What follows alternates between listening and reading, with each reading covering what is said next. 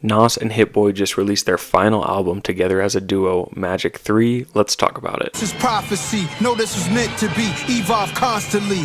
Half a century. Put your glasses up. Represent for me. Represent for me. Magic 3 comes out on Nas's 50th birthday to commemorate the end of him and Hit Boy's run as a rapper-producer, where they've shown a ton of chemistry together and released some really good projects. He opens the album with Literal Heat, a track called Fever, and on this track he samples his own track Represent. Such a cool way to celebrate his 50th birthday. He's been in the game so long that he is sampling his own music. The longevity is literally unmatched. He is the LeBron James of hip-hop. He entered the league super young and is still thriving today.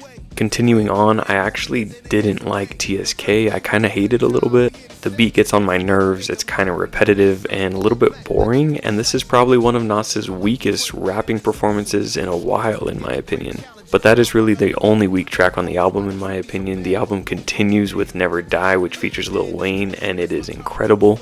Nas's flow is so sick on this track. Wayne, you already know, delivers on this feature. On this track, these two talk their talk about being icons.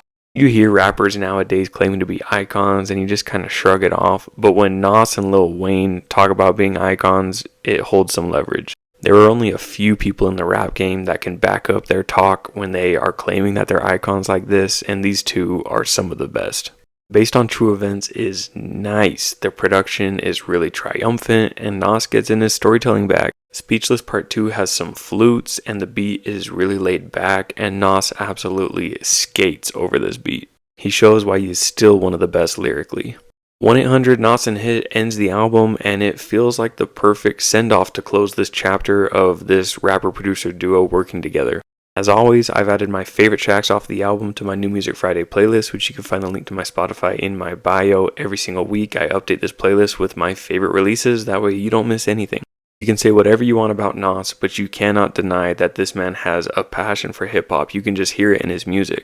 He is 50 years old and still delivering solid music with a certain energy that some young rappers can't even manage to maintain.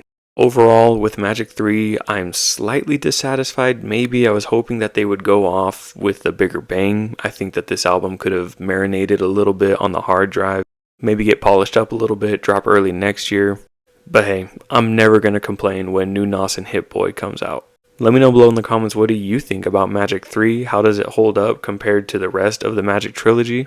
I'm Honeybee Reviews, and don't forget to follow me for more music related content. And just a reminder that I now have a Discord channel where you can join the New Music Friday Mosh Pit and talk about all the new releases with a bunch of people that love music as much as you do. You can find the link to my Discord in my bio as well.